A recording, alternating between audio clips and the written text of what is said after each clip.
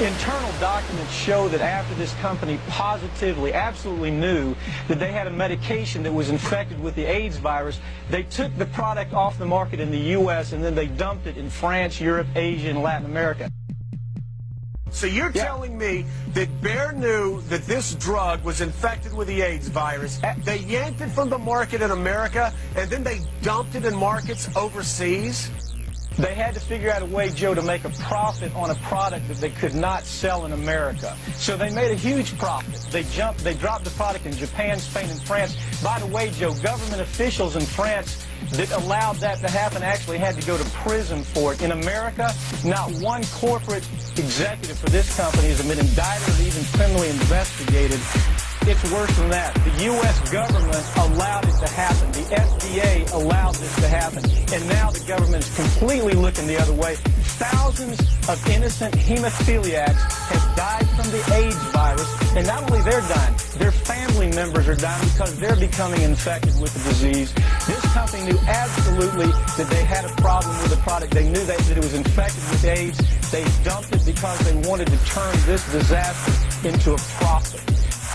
The documents show that there was no question that this company absolutely understood the risk, that they knew that it was contaminated. It wasn't a possibility. They knew it was contaminated. Americans were dying from the product before it was pulled off the market. The only reason it was pulled off the market is because lawyers found the documents and showed it to the government, and finally the government said, you can't sell it here, but then the government allowed it to dump it in Spain, France, and Japan.